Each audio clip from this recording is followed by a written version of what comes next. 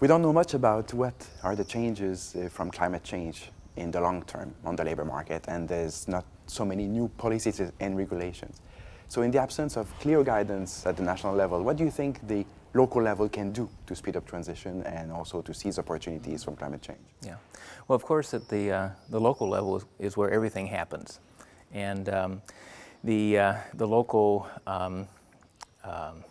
workforce, administrators and the local economic development agencies are the ones who really know best about how their community and how their region might respond to the changes that global climate change might bring about. And these changes will take effect with respect to market forces as well as government regulations.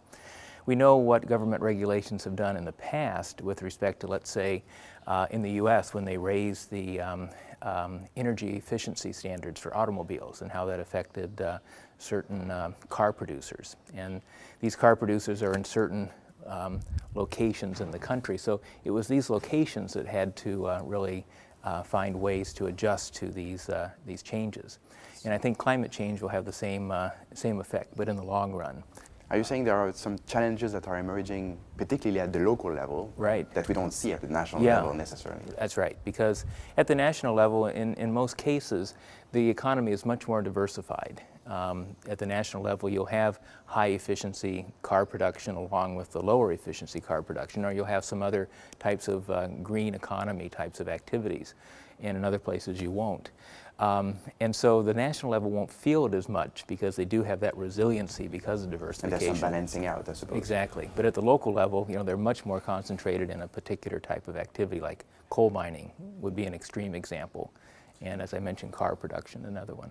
So what are the employment offices at the local level, like in the United States, the workforce investment boards, what they can do to stimulate the changes and speed up the transition? Right. As you mentioned, the workforce investment boards are really a central agency for this type of issue. Workforce investment boards are at the local level.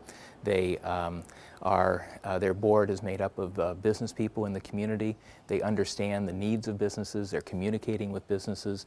They are an agency that can really convene the key partnerships to bring together those individuals who know best about the needs of the particular region, as well as those institutions who can respond to those needs most effectively. Do they have leverage with regard to the training that is provided locally?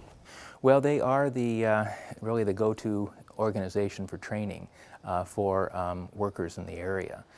They also, through the workforce system, they're the ones who bring the dollars from the federal and state programs down to the local training providers.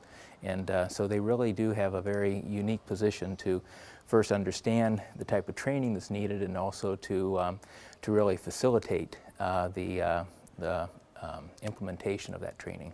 So a partnership between employment services, other stakeholders, and business is key.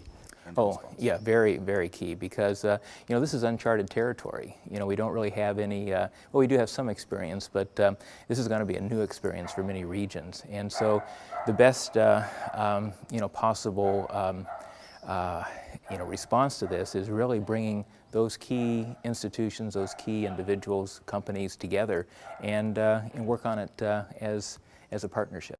Yeah, the United States has a lot of good experience in this field, so it would be good to see what are the new trends that are happening and the new experiences that occur. Right. There's, of course, some areas that are doing better than others, and so coming up with best practices to share those with other areas is very important because we can all learn from each other's experiences.